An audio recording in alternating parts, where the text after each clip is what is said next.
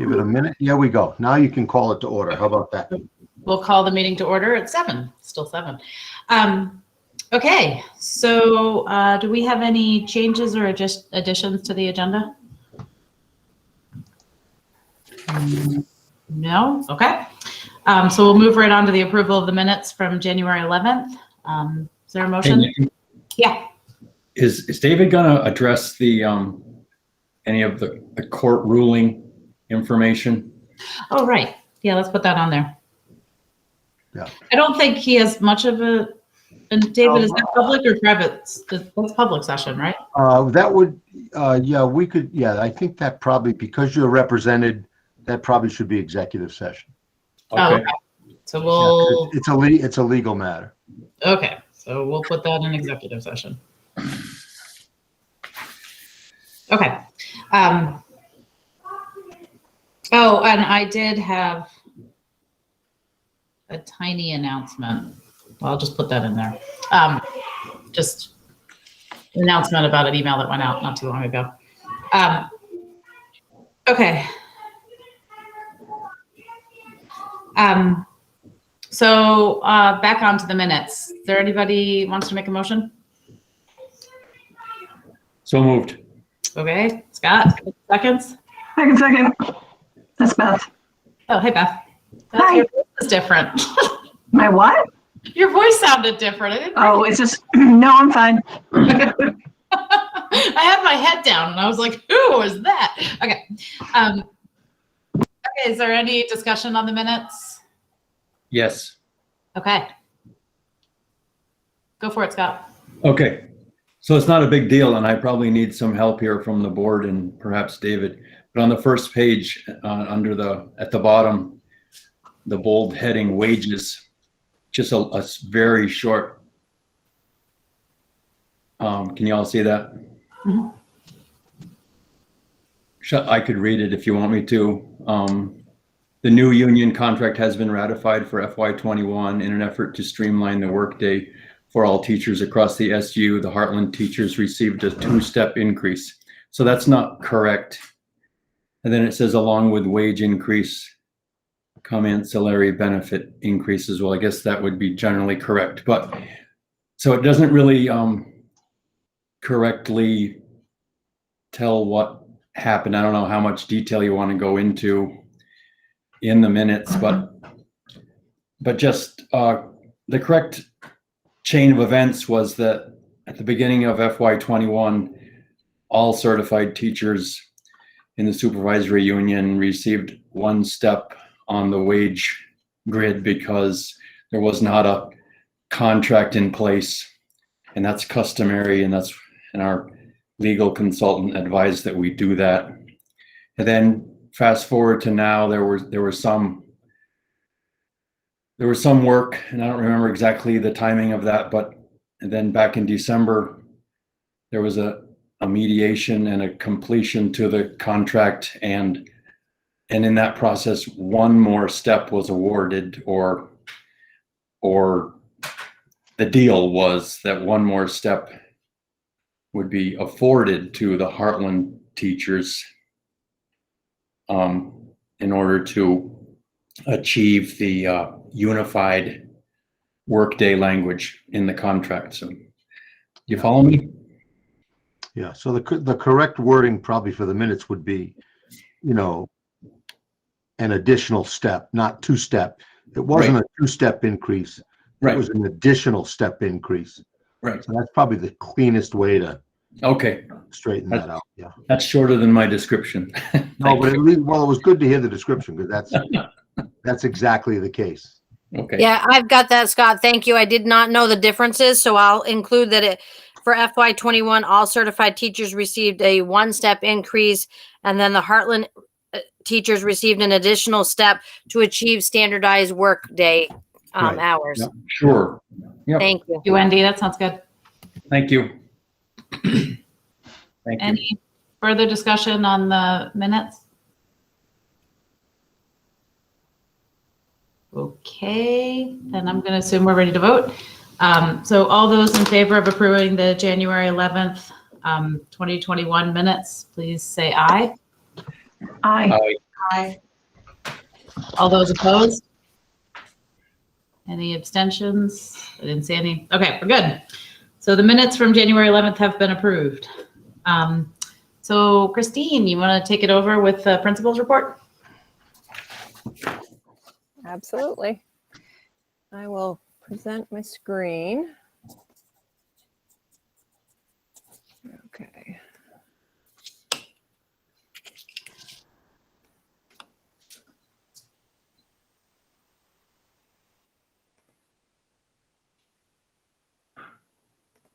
All right, do you see it? I mess this up every time.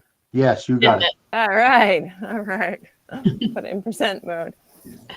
Okay, it's not too long tonight, so I'll get right to it. Some of the updates that are happening right now at the school. We have our community drive-through dinner tomorrow afternoon or evening from 4:30 to 6. And as of this afternoon, we had 223 meals that our people signed up for. So that includes, it's family. So some of those are multiple. Some families receiving multiple meals, but we will be out tomorrow handing those out. I know Craig has worked with the Farm to School team and one grade in particular, 6th grade, who's been helping with a pamphlet. And so we're excited to be able to do that tomorrow. We wanted, of course, in person, but that's not happening this year. Our next character trait, Brittany worked on some remote assemblies, is win-win, and that's really teaching kids about the strategy of, we work together to make both parties sometimes compromise and to work on solutions to problems. So kids might be talking about that, and we'll put something in the newsletter this week so parents will know what's coming and what we're working on.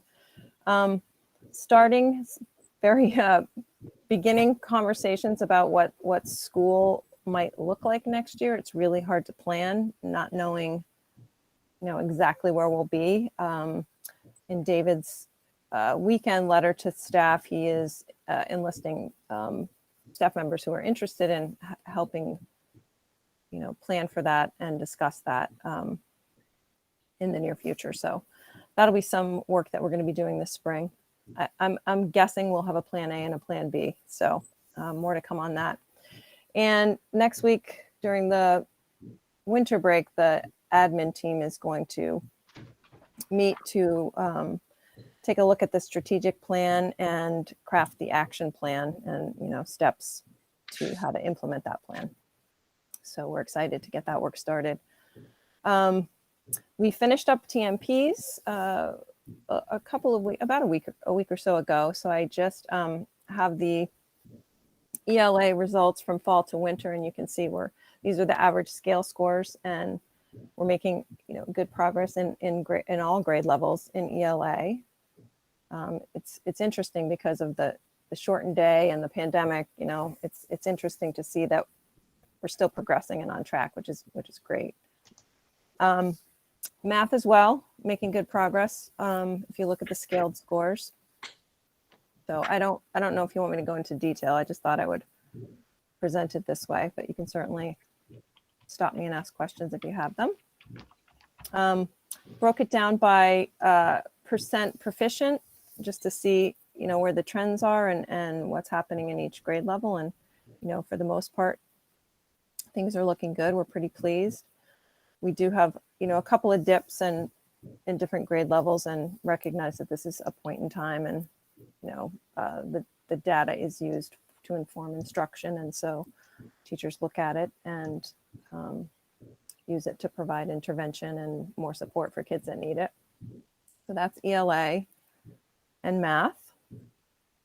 And then there has been lots of discussion about what we'll need to do a recovery plan for students, after the pandemic is over or even this summer. So I wanted to take a look at last year to this year, where kids came in and, fall to winter and then fall to winter, just as a kind of a baseline. So if you look at the data, we really, So hopefully the graph is pretty clear. First grade is only starts in the winter because we don't test in kindergarten the first round in the fall. So you'll just see the winter. Christine, one yeah. quick question. Is this, Yep. like if I look at the third grade, is that this year's third grade when they were in second grade? Yes. And third grade? Okay. Yep. So it's it the is. cohort of kids that we're tracking, not It's the cohort. Yep. It's Okay, the great. cohort. Thank So you. most cohorts came in, this is where my cursor is would be the last test of winter last year. Let me get my dates mixed up. And then where they came in the fall. So, there wasn't a huge loss, which is encouraging. I mean, there are certainly students that need more support and have struggles because of the pandemic. But overall, the data looks pretty good. That's and this is math. So I know the AOE is looking for information. They have to make some decisions around some funding and what schools will need to support kids going forward. So this is just useful data. Yep. I'm curious, at one point you had said that that you guys thought that the behavioral changes this year may help improve the learning. And I was wondering if, not right now, if it would be possible to look at a comparison of maybe like a few years, of maybe the winter scores, just to see how the last 3 third grades have looked. Yep. And to see if that behavioral change does show any pattern. Does that make sense? Yep, we can do that. I'm just curious because it seems so dramatic. I would hope that it shows up in academics, although it's impossible to tell because the classes are so small. So we'll see. Yeah. And there's so many variables this year that have an impact. There is stress. So, Yes, agreed. yeah. I'm So, just curious to see like Yeah. if there's a trend there too. Yeah. Thank Yep. Okay. So COVID updates. We did surveillance testing last week. 37 staff were able to sign up. The sign up platform still is very glitchy, and other people tried to sign up, and it's just not an easy process. So 37 got in, and we didn't have any test positive through surveillance testing. We'll go again next month. We tend to be the first couple of weeks in each month. Extended day has started since the last time we had a board meeting, and it's gone relatively smoothly. There was a lot of work to prepare for it, but parents seem to have adjusted. Students are adjusting. I think it's been most difficult in the younger grades. Just that longer time in school in masks has been most difficult. I'd say K1, maybe 2, and Patty and Lauren are here. And Shannon can certainly speak to that if there are questions. It felt like some of the stress that we've been tracking and noting had decreased a little bit because staff are not having to teach in school and then go home or stay and then teach remotely. So that felt like it took a little bit of pressure off. But we've had some additional stress this weekend. So, there was certainly stress in the building today. We had our remote students join us on the 25th, and that's gone relatively smoothly as well. And we have had 2 additional since then that have come back to join us in person. And as you probably have all heard, we had 2 positive cases over the weekend. Annette and I met with VDH for quite some time, and then we had a team, thank goodness. Annette, Brittany, Linda, and I spent a Sunday contacting staff, parents, all the people that we needed to reach out to. I think we did our due diligence. We've got a good plan, but it certainly has created some anxiety around around the building. So Angie, maybe it's a good time for you to present the wellness survey. And Angie, if I click on this, it should come up. Would you like me to do that? That'd be great. And Okay. hopefully it'll come up with the changes I made this afternoon. Okay, let's should. see. It should. I added in the data from this weekend. I've got a Yep. hair in my eye. Oh, sorry. Tease them. It's like, they're stuck in my eyelashes. There we go. Okay, so this went out Friday. This is the latest, right? Friday? Yeah. All right, Yeah. you just tell me. I'll just click Sure. for you. So Okay. it went out Friday. It closed Monday morning. Today, Monday? Yeah. It closed this morning. So what I try to do is try to identify if there was any extenuating circumstances that week that may help us understand. This is week 2 of the, that was the end of adding. Yeah, no, that was the second week. Last week was the second. I'm sorry, I'm losing time. Last week was the second week of the extended of adding time, and so we did open up the survey to comments, and I did not include any of the comments here, but I'll just give you a little bit of a summary that there were several comments about extending our day when the cases in Vermont are increasing. So that I think is hard for some people. So we had 130 responses. That just gives you the breakdown. We did break down special educator and unified arts teachers, so keep in mind those are all teachers, green, purple, and blue. But we have, they have slightly different job demands. So I think it's still interesting and worthy to note the differences. Okay. Next slide, please, Christine. So of those 131 responses, 35% are reporting 4 moderate to high levels of stress, and 5 is the high level of stress. So keep in mind with this survey this time, I also gave them the definition of low to moderate, moderate to high, and 5, and what a high means. And if you picture a bell curve, the 1 and 2 are on the left side of the bell curve, and the 4 and 5 are on the right side of the bell curve, and the 3 is right at the top of the bell curve. And so you really want to be somewhere between the 2 and the 3 would be normal stress. So having 1 low stress is probably, that's probably not, it's that's like vacation stress. So I don't think that, I think that there has been, this data is up for interpretation. And so just keep that in mind when you look at it. What's interesting is how it changes from week to week, or how it doesn't change. So we can still use the data, even if we don't have a common definition and understanding of what a 1, 2, 3, 4, 5 is. It's self-reporting. So I think it's safe to assume that when a person is selecting a 5, that they're feeling a lot of stress, and the question is worded in regard to their professional life. So the work they're doing in our buildings. Thank you. Next slide.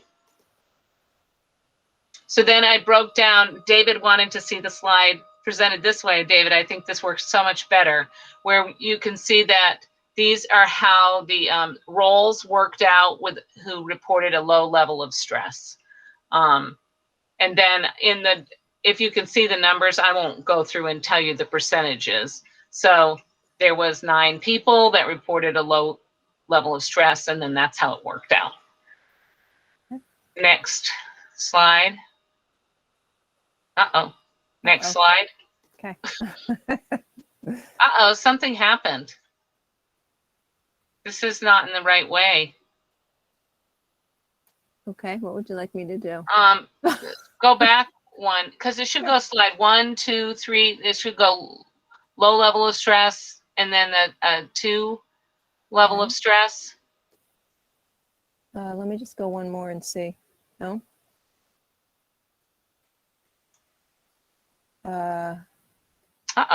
Does it look fine on yours, Angie, when you? No, I wonder if I accidentally deleted some. Oh, no. Okay. Just a second. I will change that. If you want to get rid of that, I can. Yep. You want me to? I will fix it. really the next slide is really not as impressive. It was just the two. So if you skip to the next slide after that, I think what I did, Okay. what caught me off guard is that I put those two circle graphs in so that I could compare from last week to this week, or the 2 weeks, the week before. And then, so Fridays, this is what it looked like. And then, so last week you can see the red, which is a level, which is the paraeducators. Many more paraeducators reported a level 3 stress. And I know that's really tiny to see, but it is a comparison. The colors do. The colors do indicate, oh, no, they don't. Sorry. So this is classroom teachers here, and this is classroom teachers here. So there was a reduction from 2 weeks ago to last week in the number of classroom teachers reporting a moderate stress level. Does anybody have any questions on this? Sorry about that glitch. And then go to the next slide, please, Christine. Yep. So then this is a level 4. And it's fairly similar. This blue was classroom teachers from 2 weeks ago, and then last week, this blue is classroom teachers. So 50%. And do keep in mind, there was 131 responses. We have 230 staff. So this is only really representing about 55%, 60% of our staff. If that's a representative sample, you could draw the conclusion that 50% or almost 50% of our classroom teachers are experiencing a moderate to high level of stress. But I think that's still not a perfect scientific conclusion, if you will. It's just what we want to understand. And I think if you go to the next slide, I'm not sure I put 5 in. I didn't. This slide is, sorry, I must have gotten distracted by this fancy graph that I made here. This is showing you the trends over time. And what I did was I combined data for, I just took the data from each week. And so you can see how the first week we did this survey was January 15th. Then the second week, the 22nd, the 29th, and the 5th. So you can see how the stress levels changed over time. And you can see that there was I mean, I don't know if you can draw some logical conclusions from this, but it does seem that our stress, there's a lot of staff are reporting moderate to high stress, and that has not decreased.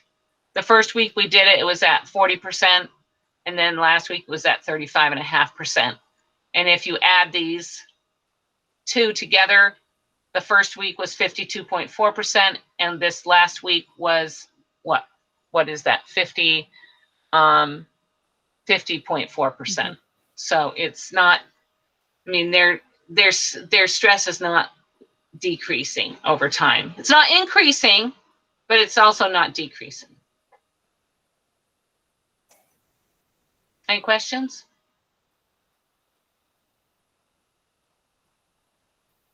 Okay, thank you. Yep.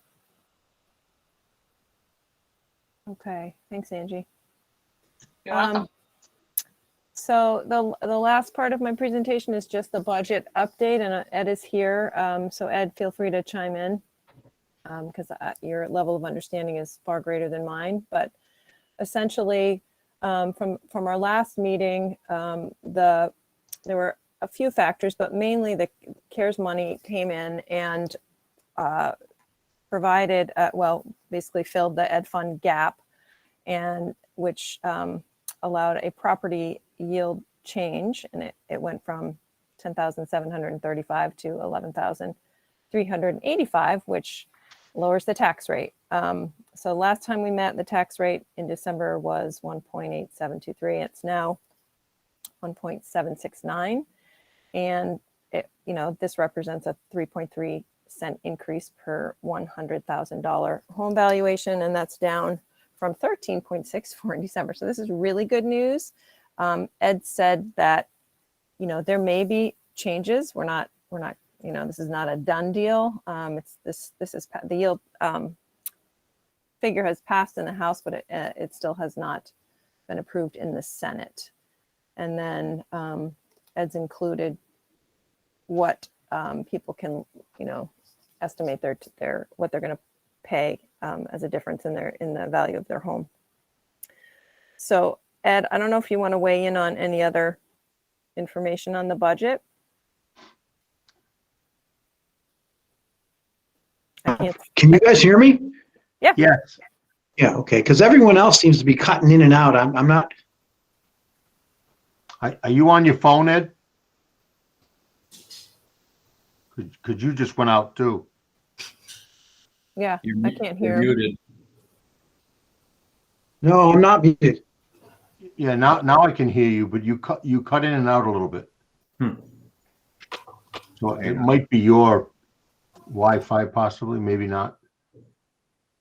Yeah, I don't know. I just, whenever anyone talks, it cuts in and out. We can hear you now, though. Did you want to add anything? No, I think it's pretty self-explanatory. As you can see that the number, the tax rate difference keeps going down because they keep changing the property. The tax rate goes down. Us would is subject to change. We don't know what's going to happen at the legislature. So it could go down, could go up. But this is the closest we can get to going to be as of today. So I guess the question that Ed and I had last week, and that's the end of my report, so I'm going to unshare, but is this the information that you want to go in the town report? Because they're asking for it, and it's as up to date as we have it. So just the board wants to weigh in.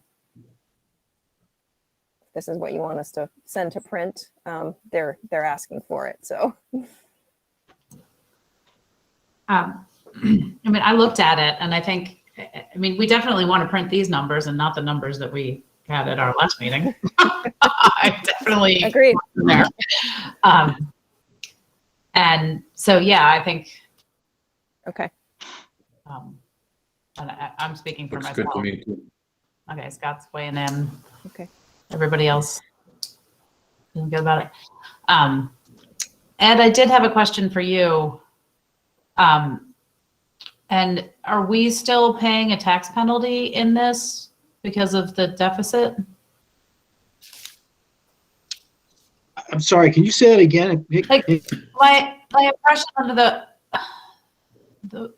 I thought that we were paying a penalty because of carrying over money from last year. And are we? You are. We are. That's all part of penalty. it's all part of the tax rate. It's in there. Okay, so we are still paying that penalty. Oh, yeah. Okay, and I should keep fighting along that front. Well, it's not necessarily tied to the deficit. It's more tied to your cost, what the cost of educating your kids are. The deficit piece of it is just adding to your total bottom line. Right, the deficit piece adds to the total bottom line, but gaining 9 students in 1 year and not changing the equalized pupil doesn't help. Yeah. Yeah. So we had to educate 9 more high school students without. Yeah. And any that ratio is capped. Yeah. I remember we talked about But this. yeah, right? you're right. If you want to look at it like that, you're right. Yeah. It doesn't, yeah. You don't get a 1-for-1. For No, every you don't. Yeah. And And As sometimes, far as the equalized pupil is concerned, it's a 3-year average, so you're not going to see the rate that equalized pupil never go up until the averages start moving up. And so let's say Yeah, it'll take in a 3 year or years. two, it could jump. Right. Yeah, the last 2 years, I mean, by the numbers that I ran, the last 2 years, we've educated more students than we were getting credit for, which to me helps explain some of our deficit. And then this year, it looks like our numbers are pretty spot on. But I think we're still getting penalized for having those students that we didn't know about last year. You know, part of what was driving that equalized pupil, the metrics around that equalized pupil was sort of the other end of that spectrum, right? They didn't want people to lose drastically because student counts were going down in Vermont, right? So they were trying to protect. But what they did is they put that 3% cap and that 3-year rollover on both ends, up and down. So it doesn't help you to gain those pupils. One of the things in my report is that the legislature, I think one of the things that's going to come out of the legislature this year is a restructuring of that equalized pupil formula.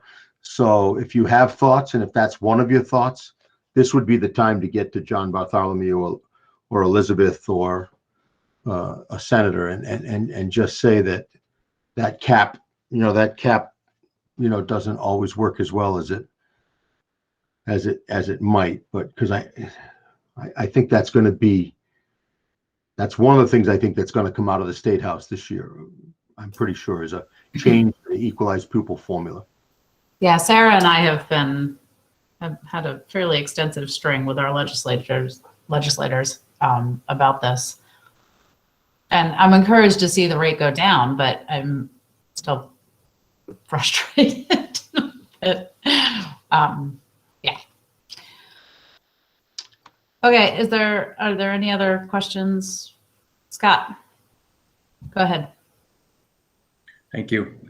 I didn't know, I was, I'm gonna do this old school, but this thing that Ed shared, right? The 3-year comparison. Is that something that we're gonna talk about further in David's report, or would it be right to ask a question now? Well, you're covering budget now, which is item 1 on the agenda. Okay. Christine folded it into her report. So I think we might as well stay with budget and ask any questions That's what I'm thinking too. that you have. Okay. So when I was down signing warrants for Heartland a few weeks ago, I asked Ed about, I hope you guys have it in front of you, but the line 20. I can bring it up on the screen, Scott. That'd be great.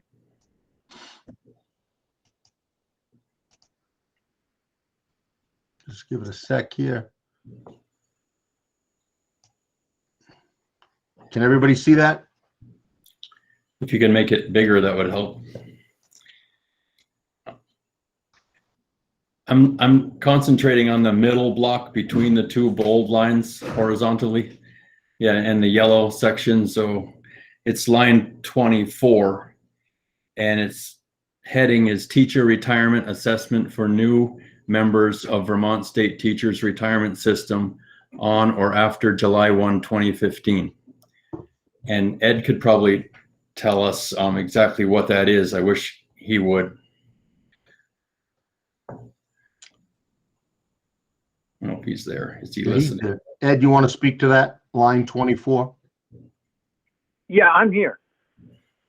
Yeah, so we're on the tax worksheet, Ed. No, I see where you are. Okay. What that is that's the cost associated whenever you've hired a teacher after July 1, 2015.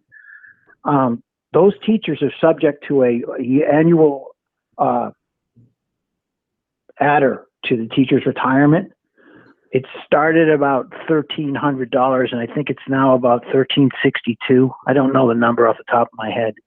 But every year the number goes up a little bit, and what it does is it augments the teacher's retirement fund. So, as you well know, if you've been following the legislature, the teacher's retirement fund is what they project $660 million underfunded right now. So, they've used several mechanisms. This is one of them to get as much money as they can into the fund. So that's what that number is, and what it is actually. It's bigger than that number, but for this particular thing, they want to know how much it is on a per pupil basis. Right. So you have to take the actual amount and divide it, the total amount, and divide it by the equalized pupils. So if you give me a second, I can tell you the actual total amount.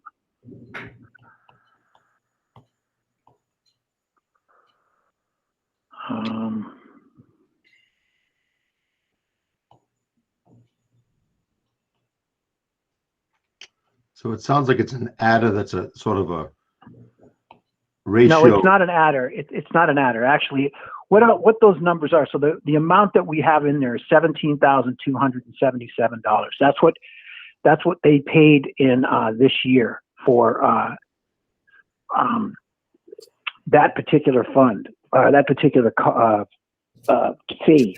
So if you took a look at what all the teachers that you've hired from since the 15th, you divide that's what you're paying into that fund. And what I did on the sheet that you're looking at is I simply took that number and divided it by equalized pupil. And what you get to do is you get to deduct that from your cost per pupil. As you can see, if you look at the top, which is row 17, it says 19,771,993.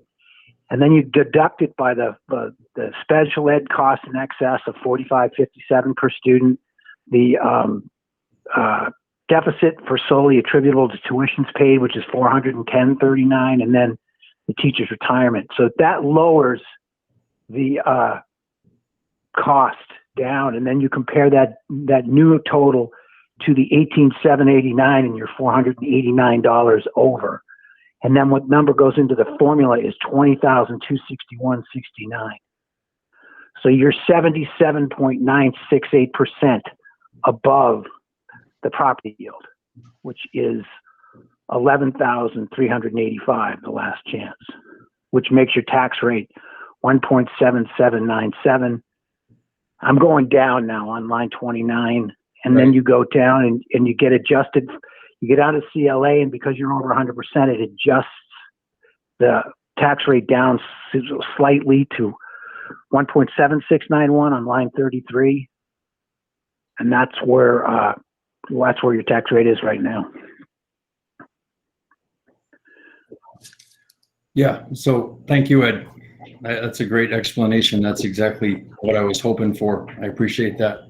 Because I was asking Ed and Tina about this because I signed the warrant for that 17,277, and some of the backup material to that was was actually one sheet of paper that had the other school districts in our supervisory union, and so the total for all these teachers is a little over $97,000 in our supervisory union. And just to the teachers that it applies to is anyone hired again after July 1, 2015. So for the school or fiscal year 16 and now. So this is the payment made in January 21 is the 6th payment in a row. And the teachers, if you can imagine, like going back 6 years, I mean, there might have been, it's for new hires. So there might have been, suppose there was 1 or 2 new hires in Heartland that year. So the payment was made for them. And then the next year, if they're still there, there's those 2 plus maybe 1 more teacher that was hired. So in the course of 6 years, it gains a little bit. I don't know what the number of teachers in every district is. But it's an interesting thing. And I was glad to hear Ed describe that there's a slight, once you get it transmuted to a per pupil number, you're allowed to subtract that from your pupil spending, and it benefits your district a little bit in the penalty phase there, which is good. But the point I was making is that, in a lot of the, if you fast forward out of this realm of school board meeting to the public realm and what perhaps news media around Vermont and discussions of teachers' retirement fund, other funding sources for that is teacher money. And so there's a lot of emphasis on teachers paying over years for their retirement fund, and it's a salary, it's a withholding from your paycheck. And then, but in fact, in the last 6 years, or 6 years in a row now, there's been significant contributions to that made by school districts all around Vermont. I would have no idea what that amounts to. And it perhaps in the whole fund total, it's perhaps small potatoes, but it's still, you know, like I said, $97,000 for our SU for this year. And that's a number that grows a little bit year by year. So it's just something that I guess our communities can take a little stock in, be a little proud of, helping that the sustainability of the teacher retirement fund a little bit that way. And I just thought it was fair to bring that up, because I don't often hear about that in our budget discussion. But you know, that would be my own fault, because I haven't picked up on it yet. But I appreciate that time to say that, and thank you, Ed, for explaining that. I'm done. Thanks, Scott. Does anybody else have a question for Ed? Ed, I don't know if Ed could stick around too. I know that, I'm looking at the agenda and I see hot water tank replacement on the agenda. Do you see that, or am I looking at the wrong agenda? You're looking at the wrong agenda. All right, David, you're looking at the wrong agenda. That's Weathersfield. All right, I'm saying, okay, that doesn't look right, because I didn't know anything about all right, let's get the right agenda then, huh? All right. I just want to make sure there's nothing else on here that, No, we're supposed to, so we have budget review. So under the items for discussion, I think we kind of just covered budget review for town meeting. okay, got it. We did that as finishing the principal's report. So I think, David, you're up next. Can I ask Nicole one thing, Nikki, one thing? Yeah, go for it. So Christine touched on this, but I just want to clarify. Do you, as a board, approve that the documents that I sent you to be submitted to the town for the annual report? Yeah, do we have to formally approve those documents? I mean, usually. No, I just want to make sure, because when you're in a meeting at the town meeting, this is going to be in the book that they're looking at. Yeah. And I know so all of the change. tabs are in there. So there's 3 tabs in that town report. There's the Heartland, there's the detailed budget. Then there's a sheet that says categories, and it's got to break down several different ways of the budget. And it's got the 2022 tuition breakout with the 21 tuition and the 22 tuition, comparing budget to budget. So those are the 3 sheets that you have. Now, I'm wondering, those are going to go with, those will be in there along with the 3-year prior that we just discussed, Scott brought up. Those 4 pages will be in that, or all that stuff will be in the annual report. So as you prepare yourselves, people are going to draw their questions most likely from the town report. And these will all be in the town report. And if you're okay with it, we'll submit this. Sounded like people agreed with that, right? Yeah, I just want to make sure that Fine with everybody me. saw that there's 3 tabs there. Yeah, I mean, this looks like what you would normally put in, and I assume that you guys have done all your vetting on the numbers and that we're good there, and that's what it is. Okay. Thank you, Ed. All right. Well, you're welcome. That sounds good. And I know we had some conversation about this, but all of that stuff, right, Christine, goes to, is it Laura. Laura? Okay. Yeah. Okay. And we've got it. We were just waiting for the board's Okay. input. So it's ready to go. Sounds like everybody weighed in. So that's good. And that's good news. So we'll see. I So don't, Christine, you'll submit that to Laura? I will. Yep. Okay, great. Thank you. Yep. and I talked to a couple of legislators today, and the 2 that I spoke to said you can almost take this to the bank right now, but who knows? At least it is where it is right now. I don't think it's going to change a lot. That's good. Okay, so David, Christine, are you all set with the principal's report? I am. We'll be back. Yep, Okay, David, you're up. okay, so Yeah. David, you're on superintendent. Yeah, I'll just go through mine, and it's good to follow Christine because she covers a lot of what I would normally cover, so that's always helpful. And I am glad that you didn't replace a hot water tank in Heartland that I didn't know anything about. I knew we had replaced one in Weathersfield, but next time I'll know enough to pull up the right agenda. So I can report faithfully now that you did not replace a water tank in Heartland. Just on the legislative front, a couple of things though that probably need to be mentioned is right now the legislature is buried in COVID land and funding for COVID land, and apparently there's going to be a special crossover.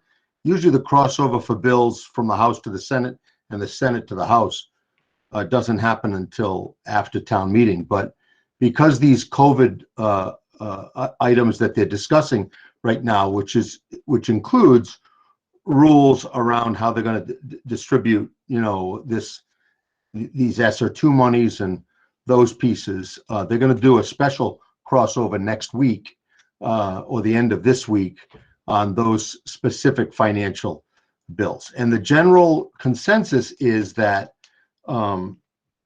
there's going to be a fairly substantial amount of money, most of it dedicated to FY22 and some to FY23,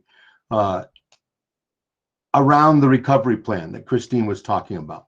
Because the assumption is that we're going to have to do some summer school, some summer work. Katie's on the line, Katie Ahern, and she's been working with the administrative team and Angie to, we're going to set up a pretty comprehensive summer program and hopefully fund a good part of that with some of that money. But it also might help defray some of the costs that are in our FY22 budget, which would then just create a surplus at the end of FY22. But once we know the rules and the game plan, we'll report that out. I mentioned the equalized pupil. That's another piece of legislation that we're pretty guaranteed is going to come out, and that should work in our favor as well because there's an indicator for rural schools and small schools. So I think we would fit those categories, and we may get another adder for those two categories. There's also the last two are the retirement bill that we just talked about. You probably have heard that we've got quite a shortfall in teacher retirement, and they're working on that and trying to come up with a way to fix that. Part of what Ed just talked about was an earlier way to try to deal with that for those employees that were hired after 2015, but it's not working. We're not catching up fast enough. So it's going to have to get a little bit more dramatic, either in lengthening the number of years of service. And for all of the younger staff members that are on the phone, that's probably going to be part of what happens, that the age and years of service is going to increase, so you can't access the retirement system quite as quickly. And also there's going to be some, at least in the initial legislation, some changes to your payroll deductions and how much we're paying toward our retirement system. So hang on tight. That'll be coming out. And then the last thing is there is a bill. I don't think it's going to change much around the healthcare provisions that are negotiated by the commission. There's a move to change just a few minor parts of that, excluding certain people from that commission decided healthcare bill, and also to take support staff, which tend to be our lesser paid staff, and have their health contributions be on a continuum or graded according to income. So we'll keep you posted on that.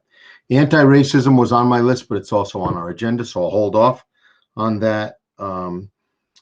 Christine mentioned we are going to have to submit a recovery plan that talks about how we're going to intervene with. We'll have to have some data, and all of our principals are gathering data like Christine did. It doesn't look as horrible as one might assume, but we're going to still have to, it's not we're going to need to do some work with that. And then last but not least, well, portrait of a graduate, there was some talk, and Nikki, you and I can talk about this offline, and Christine, but there was some talk about using part of our annual meeting because we haven't rolled out our strategic plan and those goals yet. But, and of course we'll have the budget pieces that we'll have to do, but the thought was in each of the 3 districts, it might also be a good opportunity to just talk very briefly about all the work, the community work that went into developing those goals. So we'll keep that on the front burner and talk about who's best to do that. It might be me, it might be Angie, because Angie was part of the final writing committee and editing committee. It might be 1 or 2 of the parents that stayed with us over the whole 2 years to talk about the process. And so I just thought we should keep that in mind for and we've pushed off town meetings or annual meetings, so we've got some time to work on that. And last but not least, I just want to take hats off to all our nurses, first of all, and our medical folks. And you heard the work that went in this weekend, that Christine put in and Annette put in.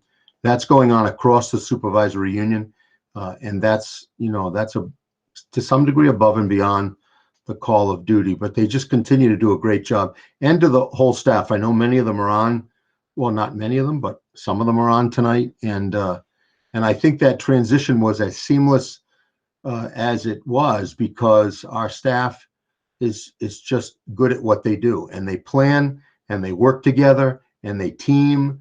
And so when we roll something out like an extended day and we go an extra hour, it comes off without a glitch, because I think our school folks are really just working so well together. So I think that deserves recognition as well. And that's it for me. Unless you have questions. Nikki, can I add something about the recovery plan? Yes, definitely. Sorry, I was waiting for the mute button in the other room to go down. It's broken. We told you that it's broken. I kick everybody out, but right now I can't. So, okay, go ahead. So what we've heard at my Vermont Curriculum Leaders Association meeting last week from Patrick Holliday, who works for the AOE, that the recovery plan will look very much like our continuous improvement plan. So I'm assuming, for the continuous improvement plan, I have to do a data inventory. I'm assuming it'll be something like that for FY22. And he said that will be the only continuous improvement plan that we will have to submit for FY22. So they won't make us do it twice, which was good news. Thank you very much. Hey, Angie and David, maybe you had mentioned kind of summer programming and things. I know we've always had a really robust summer program in special education department. Are we going to do anything for students within the MTSS system, moving through targeted plans, things like that this year? Yes. Yes. So last year we didn't have a summer school because we couldn't, right? Right. So we have traditionally had that summer school program that's funded with title funds. So yes, I was meeting with regional curriculum directors today, and they are concerned about their staff's willingness and availability for summer school. And so I think our staff are exhausted. I know that I'm thinking that there will be still some people that are interested in making extra money over the summer. So, but I think that is something that we're going to have to put a plan together quickly, just in terms of letting people know that this is an available opportunity. Yeah. We just did, because I just talked about it on a public meeting. So. Yeah, exactly. And we'll be getting something out really soon. We just want to button it up tight and but that's a great question, Brittany. The intent is to have it be both regular ed and special education. It may be centralized just for efficiency purposes and staffing purposes, but we will provide transportation. That's why there'll be some costs associated with this, but because we'll want to run some bus routes, and because the problem with summer school a lot of times, those who need it most can't access it the way we want to access it. So we're going to make it accessible. It'll be tied into our summer food program like it always has been. So we'll be rolling it out here, I think, in the next couple of weeks. Scott has his hand up. Nikki, you see that? Yep, go Scott. Thank you. Hey, Dave, in regards to legislative activity, how about, are the superintendents hearing about Senate Bill 63 and school resource officers and whether or not Yeah. It looks to me like I read the bill that was linked from the VT Digger article. There's probably another way to read it, but I read that bill that was linked there, and it looked as if we were kind of ahead of our time. The memorandum of understanding and the way with which our community is engaging with a neighboring police department is kind of the way that folks want to see it happen. Yeah, no, I agree. I didn't mention it because there are two types of this. Yeah, there's a couple of kinds of legislation, and this is what's called the discourse piece of legislation, which is basically to get the conversation started. But I think we're consistent with a lot of those thoughts that are going on in Montpelier. I think our model, but we've talked about this in this community. There are people who still don't feel that, uniformed officers or guns or whatever are appropriately placed in elementary schools. But we've just we worked through that with our community, and I think we've got an excellent resource officer. But thanks for bringing that up, Scott. But my understanding is it's going to be about a 2 to 3 year, discourse, and then they're going to come out with some guidelines. And my guess is you're right. The guidelines will be consistent with probably what we do already to some degree. Thank you for sharing that you've been talking about that. Yeah.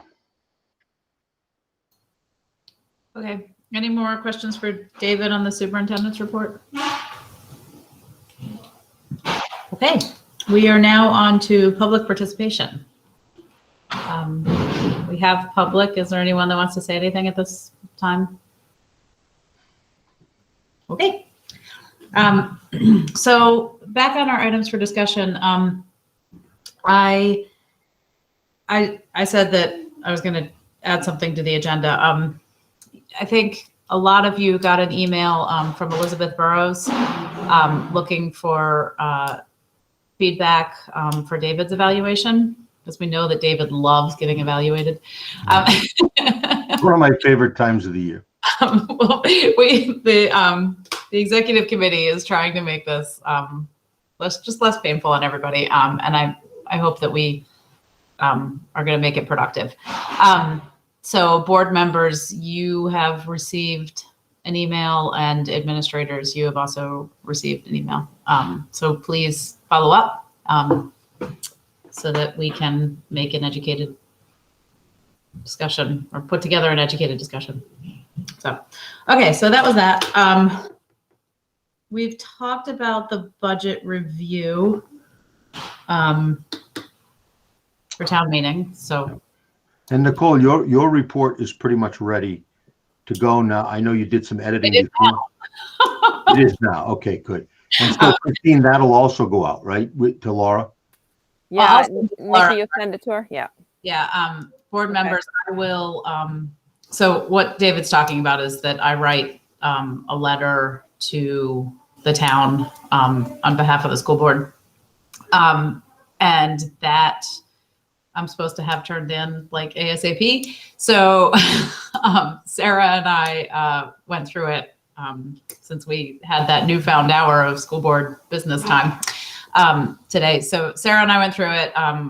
And Christine's been through it, and we're all pretty happy with it. So I'll send it to you guys just so you can get a heads up. And if there's any glaring issues, give me a shout as soon as possible. And then I'll try and send it to Laura later this week.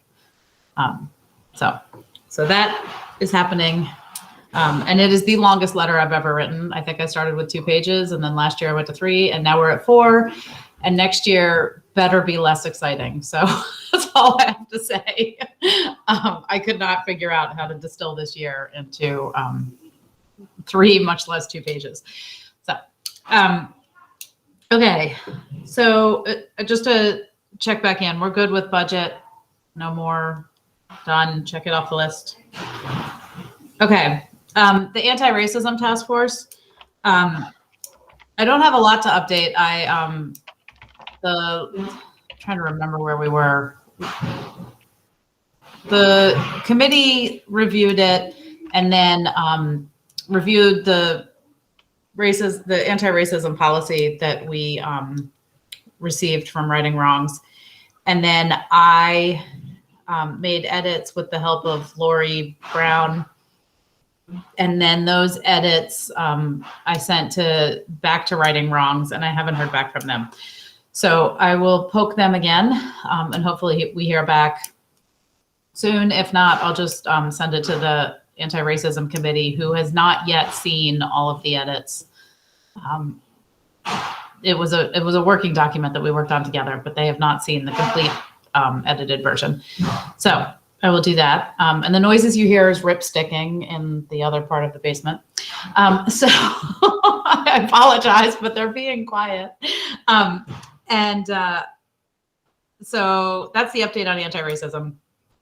The task force will get back together once everybody's read that policy and approves it, and then we'll figure out how we're going to pull the community together to start to bring it home a little bit. Okay, so that puts us onto the school meal program funding allocation, which we talked about at our last meeting. And we were supposed to talk about it at the SU level, but I couldn't get it on the SU agenda. So it's back on this agenda, but it never got talked about.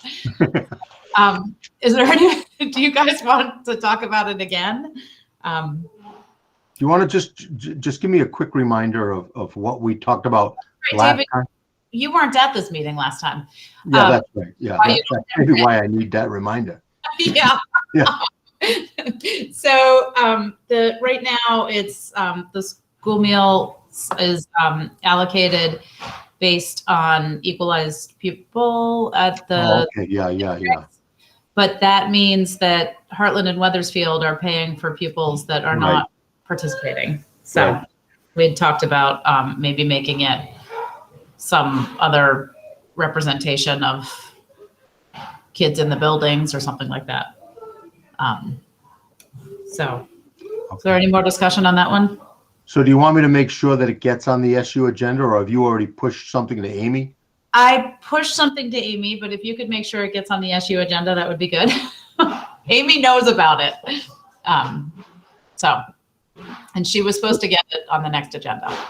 And Lori knows about it as well from me. So. Oh, good. Okay, good.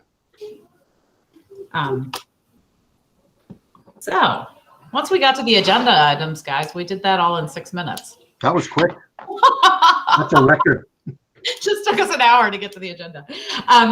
Okay, so I guess, and this is in the new format, we have items for action.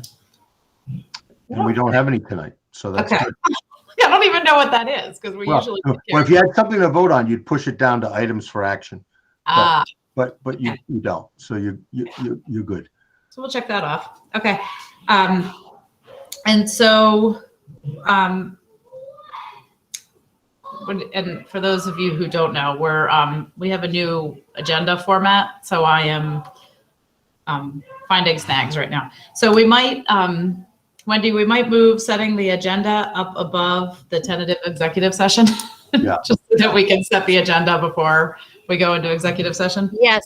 And one other note that I did want to bring up, I mentioned it to Lori and she suggested maybe that I also kind of discuss it here, is that normally we've been having the public participation before we sort of start the formal agenda, even before the adoption of the minutes, just in the sake that if there's public that's on here for a specific item and they don't necessarily want to set through or can't set through the amount of time that it would take to get that to that item, that, we're now an hour into the meeting and we were just at public not long ago.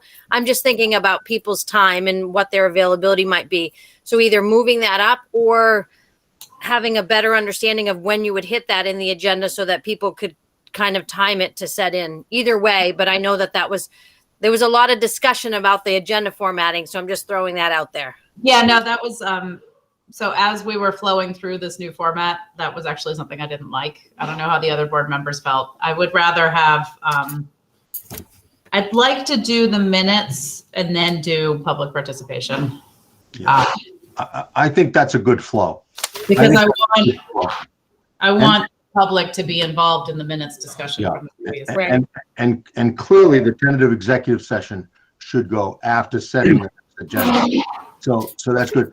And Wendy, I mean, I can talk to Lori too, but would you make sure she gets those? I mean, I Yep. think the agendas for this month are the agendas for this month, so we won't Right. mess with them. But, and by the way, I wanted to give a shout out to Lori because she put a fair amount of time at looking at 4 different agendas and trying to move them around. And obviously there were a couple of glitches, but Wendy, if we could just let her know those 2. Yep. Public participation after, you said after acceptance of the minutes. Right. Yeah. That's what I'd like to do. Yeah. Because I and feel then like the minutes are an important part of ending the Okay. previous meeting. Yeah. I mean, once we get the flow, this is going to be great because especially for those who take minutes and those who give reports, I mean, it'll be a standard, a standard agenda that's going to help a lot really, because some of them were really different, very different. So this is good. So Yes, it's paid Wendy, dividends over time. yeah, right. And so Wendy, you'll let Lori know the 2 changes we made tonight? You got it. Okay, thanks. And I'll try to remember too. I Okay, wrote them Scott? down, believe it or not. Scott, you have your hand raised. Yes, yeah, I'll go quickly. All the talk of public participation jogged my memory, and that I think it's something that we at least could think about now. I don't know if there's an action to be taken, but listen to this idea. I mean, what I'm recalling is that we have a pretty extensive first page of our Heartland website, part of the SU website, that describes conflict resolution process. And so inviting public participation here seems to me, I mean, I may have this totally wrong, but it seems to me like a different flavor than questioning process, perhaps questioning what leadership is doing. It may be that, but I don't know what the rest of the board thinks. We've had a few guests in the past half a year where there's been quite a bit of questioning, which of course has a place, and as long as that's what we want public participation to include. If it's really a conflict, it seems like the board needs to be assured that the community member, went through the whole resolutions process prior to that. Mhm. I mean, is there some way we could communicate that on every agenda, or I'll stop there and see what you guys tell me what you think. Yeah, I guess first of all, my comment would be that's a good point, Scott. And I have found that our board chairs generally do a pretty good job of redirecting people who tend to come to the board under public participation, rather than just a complaint. But we can think about what you just said. I mean, we could, either in parentheses or somewhere on there say, I don't know, I just don't want to get too awkward with the amount of stuff that's written on the agenda, but I mean, we could even, you could technically point them to the policy, but let's take that under advisement for now, because I'm just nervous about getting too wordy on the agenda about redirecting that participation. But I do think the chairs need to be aware, like they have been, that if all of a sudden the public participation is really a complaint, then the first question is, have you talked to the teacher? Have you talked to the principal? Have you talked to the superintendent? And if they haven't done those 3 things, it needs to get cut off at the knees. I think that's really, really critical. And our board chairs do a great job with that. I hear some stories from other school boards that, would make your hair curl, but it's just, but I don't experience that down here. I think people are very good about redirecting, but let's think about whether there's a way to format that, Scott, or not. It's a good point, though. The other thing, one last thing on public participation, it's always important to point the person to the right board. For example, we had public participation at a meeting recently, not a Heartland meeting, that was all about curriculum. Well, curriculum is established at the supervisory union. So the person, was talking about something that wasn't the responsibility of that local board. Now, if they're informing their board so that those SU board members will then take that back to the SU board, I guess that's okay. But I mean, I'd like to have people get in the habit, if it's a transportation issue, special education issue, that a curriculum issue, that it go to the right school board. And with all those three that I just mentioned, those are all SU issues. But I think we're getting better at that too. Thanks, David. Beth, did you want to weigh in? Yeah, just to reiterate, like this whole process of how we run our meetings and Robert's rules and all these kind of are really an equity issue. Like this is really a hard thing to access and to feel welcome in. So however we can make public participation more inviting, more understandable how and when, I think whatever steps we can take for that, I think would be great. I understand the need for, understanding where decisions need to be made and conflict needs to happen, but it's also being very aware when people show up that that it's a hard process to get there sometimes, and that we really need to make sure that we are here and we're open and listening to all of it, and how many people are not here and why. And so we really need to work on that process. And I'll admit that it is a lot more difficult in this type of setting.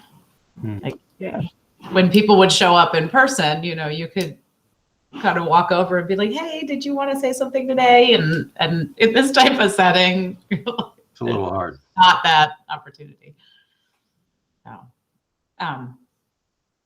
okay, so I think we're on setting the next agenda now that we have the outline of the agenda discussed. So will it be time to review the budget slides and all that stuff? Or at least the first slice at that? yeah, I mean, we'll be on the first slice of that. But we'll still be, Still a couple Yeah. months. actually, yeah, it will be, because it'll be March and we'll have to present. Yeah. No, we'll still have another meeting in April beforehand. You'll have April to finish it up. Yeah. So we'll look at town meeting again. Yeah. Town meeting. We may have another update on the budget. You might. We might just learn that yet again, all the numbers that we put in the town report are wrong. Okay, so we'll have town meeting. Hopefully we have something real or bigger to report on anti-racism. Yeah, that would be nice to keep that actively on the agenda. Hopefully we'll have something to report on school meals. Yeah, food service. Yeah. Yep.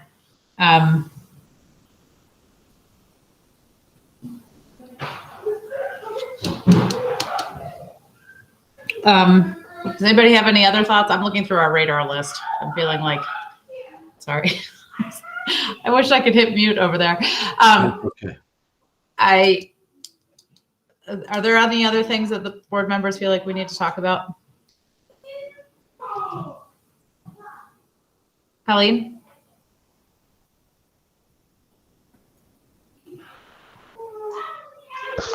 I was just saying nothing was coming to mind.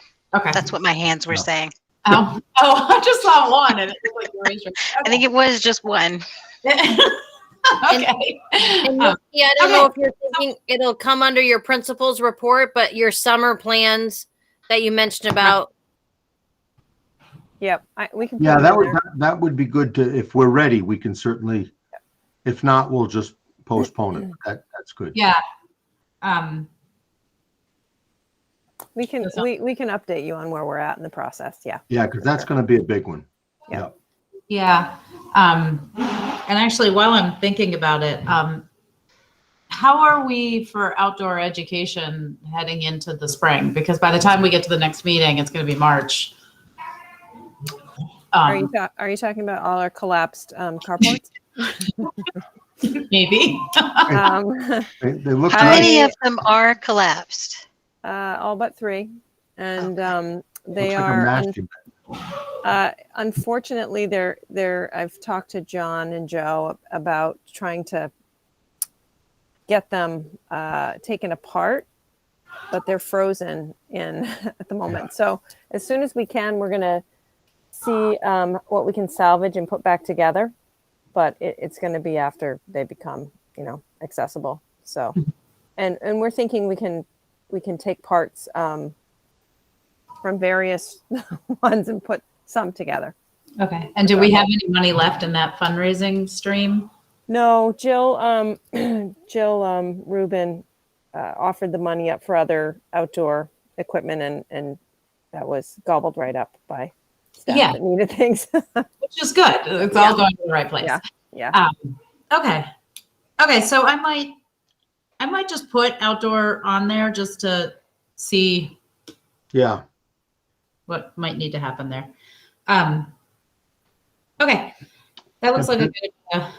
No, there might be ways too, if we look at ESSER and the future of ESSER and sort of all that health and wellness pieces. I mean, there may be ways that we could get, do a couple more permanent structures, that are there. I mean, they built a really nice outdoor classroom for about $5,000 at both Windsor and I know you have that little pavilion too, right? But there might be ways to really look at just, because I think accessing that outside, if we've seen one thing that came out of this craziness, getting kids out as much as we can, and I mean that really worked well, and I think we should really make that a priority, even if we have to redirect some money somehow. Well, and it fits in with our strategic plan too. It does. Yeah. Yeah, I mean, there's some really great, the outdoor classrooms that the younger grades have set up out in the woods. The issue is the inaccessible trail. So that's really, I think, where, we need to revisit too, because the teachers and the kids have done some great work down there. Yeah. They just can't get to it. No, you're right. I think that's a big, point that, and I know the Conservation Commission is kind of ready and willing to lend hands and try to figure out stuff for structure, for trail stuff and things like that too. Yeah. Yeah, I think that a lot of that work got tabled in March. Well, we do have the site plan with a rough estimate of cost, which is in the hundreds of thousands of dollars to create that halfway down that's ADA accessible. So we do have a site plan. It did get put off due to COVID. So. Yeah.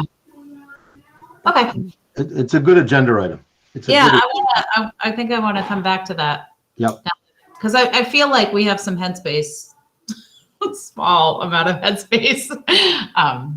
It might have been on our radar list at one time. The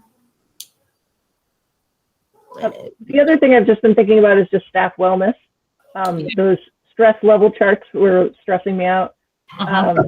So that's really, I mean, for me, I find it really upsetting to think about, half our staff is feeling in a highly stressed situation 5 days a week. That's miserable. So, I'm not sure, other than, changing what the world is like right now. I don't know what else we can do, but I think we just need to stay on top of it and keep on understanding it. Mm-hmm. Try to. Great. Yeah. And I'm hoping that we continue to get those reports from Angie. Yeah, we'll get that data. Well, and completely separate from Heartland, but I'm the new VHI person in Windsor. And so now we have posted the corniest jokes on our TV screens to bring a little laughter to the building. And I have sent along to the administrators like overnight oats recipes and super quick like tips to reminders for teachers to get good sleep. So I don't know if it's making a difference, but it's making people laugh at least. Yeah, it's good. Laughter is not a bad thing. I like that one. Yeah. Okay. So I think we've got that set. And so I think we can take a motion to go into executive session. Just to confirm, March 8:21. 6:30 for the next date. Oh, yes, thank you. I think we're on schedule, right? I think We so, should March be. 6:30. Yeah, no more, Oh, no more. 6 o'clock. 6 o'clock. Yeah, not 7. We should let Lori know that. So what did you say? March 8th? Yeah. March, yeah. Because we got off cycle too in Oh, terms wait, of, I think we're March 15th. aren't you the third week? Oh, no. Yeah, we're March 15th. Yes, this is early due to the vacation next week. That's what I think, that's what Yep. happened. Yeah, we're the third week. So it's the 15th, right? Okay, good. Sorry, they are so loud.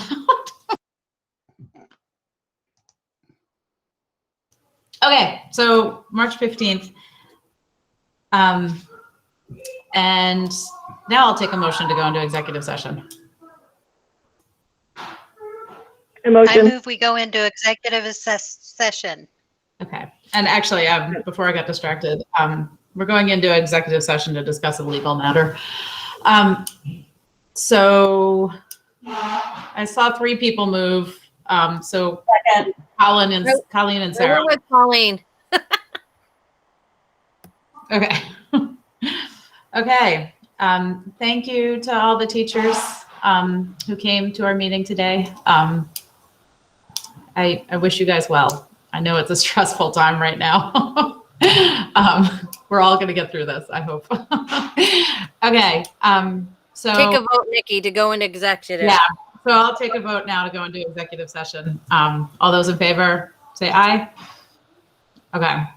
Thank you, everybody. Thanks, everybody. Okay. Don't forget to stop recording. Yeah, David, Yeah. we have to stop recording, and we're there. Okay. That's All why right. Angie hangs Bye, out, just to remind us. Sorry, I wanted to thank people before we went into executive session, so I